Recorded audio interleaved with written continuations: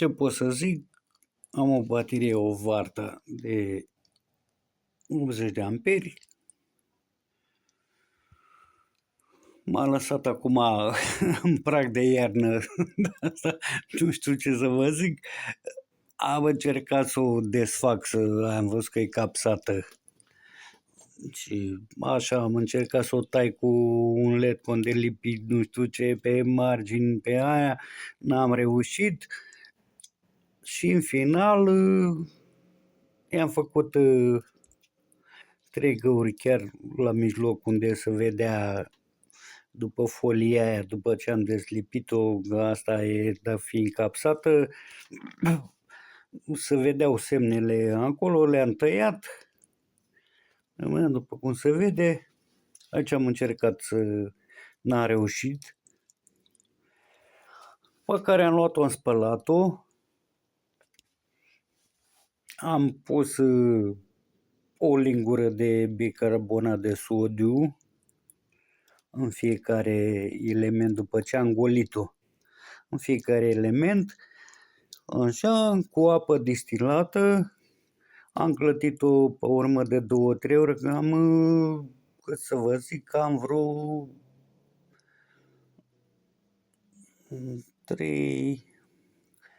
vreo 5 litri de apă distilată.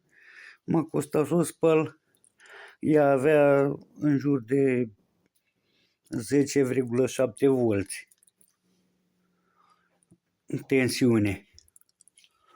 Acum, după ce am spălat-o, după ce am clătit-o, am pus același acid, nu știu, numai că l-am trecut prin tifon, nu știu, prin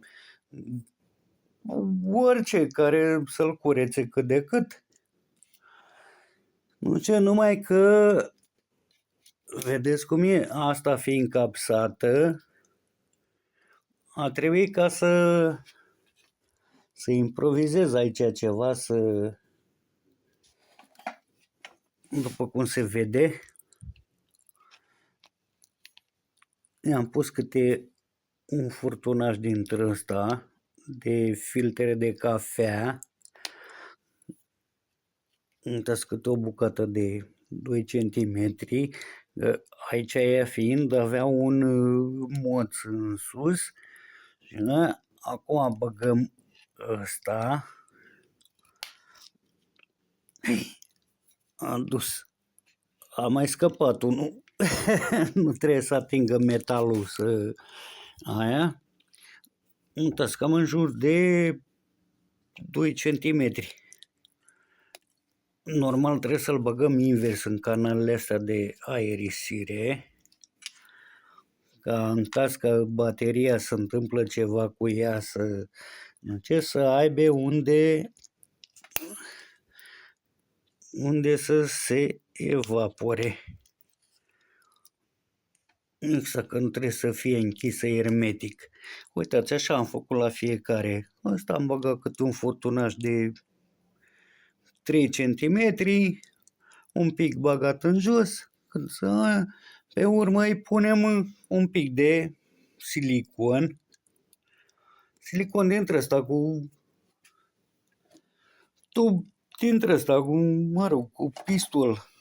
Haideți că vă și arăt, nu mai știu unde l-am pus, dar mă rog, bateria, ce să vă spun, nu e important siliconul ăla cu pistolul, că îl băgați sau îl încălziți și îl turnați acolo, că problema e să astupe aici, să nu curgă acidul cumva în balans în aia, dacă îl puneți la nivel cât trebuie, nu are nicio treabă. Eu aici o să încerc să-l lipesc chiar la fel, cu un pistol de lipit nu știu ce, unde am încercat prima dată. Aici uitați, a rămas numai găurile astea. Am pus tot așa furtunașe dintre ele, undeva un 2-3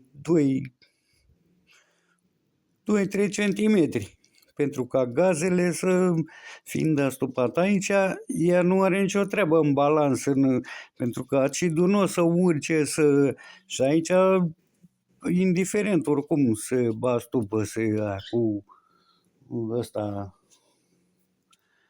mă rog, cu silicon dintre ăsta. Cam, oricum, de la 10,7 volți a ajuns la 12 volți și 70 și ceva. Pot să vă arăt. Îmi pare rău că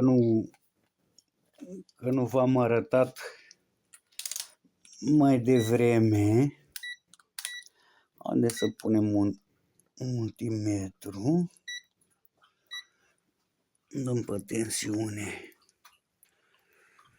continuă și o să vedem. Eu am pus același acid pentru că am zis. Uitați să vă arăt acum cât a crescut de la 10,7 12,21 volți. Fără să-i fac nimic. Deci am spălat-o de 3-4 ori, am pus un pic de apă distilată, cam 2, 4, 5, cam 6 litri de apă distilată. Am spălat-o bine cu câte o lingură de bicarbonat de sodiu care se găsește în orice magazin. Da, de la 10,7 ajung la 12-20 fără să o încarc. Avea numai nămolă în ea. Nu știu ce să vă zic, e mai complicat. Fiind o baterie capsată, ce pot să vă zic? Cam așa arată bateria. Așa putea să arate dacă știam de nu mai tăiam pe aici nu știu ce. Dar nu-i nicio problemă. Aici are niște alea pe interior, nu știu ce, niște fante pentru aerisire. I-am pus acolo niște furtunașe, cum v-am arătat, care le-am îndoit puțin așa, să nu fie nicio problemă în caz de face gaze sau ceva sau ele oricum, vedeți aici fiecare are și aici, există și aici, una în partea asta la altă pentru gaze, în caz că se întâmplă mă rog, pe un redresor, pe orice. Haideți să vedem și ca idee. Deci ca idee, de la 0,7, îmi pare rău că n-am putut să vă arăt atunci. Uitați acum, să vedem cât este. 12,21, care eu nu am făcut nimic. Nu mai am spălat-o de 3-4 ori. Am pus la prima spălare câte o lingură de bicarbonat de sodiu și am clătit-o de 3-4 ore, mă rog, cam în jur de 6 litri de apă distilată. Uitați! Deci 12,21. Dacă vreți pot să vă pun și un bec ca idee. Bec, nu știu dacă am aici la îndemână.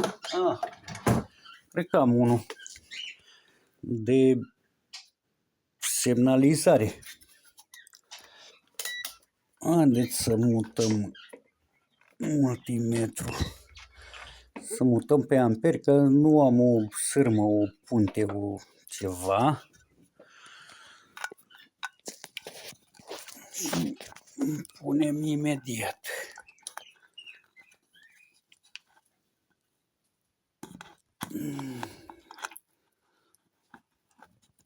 E rău că nu are nici cine să-mi țină.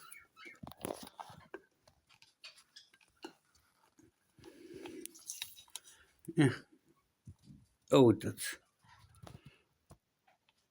Un bec de 21 de W care se aprinde instantaneu fără să fie la încărcat, fără să fie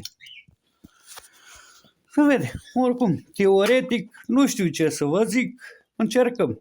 Încercarea moarte n-are. Acum pot să-i pun un ațipil de ocură frumos, să-i lipesc un ațipil de aici ca să nu bată la ochi. Se vede, dacă știam, făceam de prima dată așa frumos, am căutat pe YouTube, n-am găsit nicio modalitate la bateriile astea care sunt capsate, dar totuși am reușit. Să vedem cum o să fie. Vă urez numai bine. Sper să fie un lucru bun. Nu știu, cel puțin m-a scutit până în vară de câțiva bani buni. Vă urez o zi bună, numai bine. Încercați dacă vreți.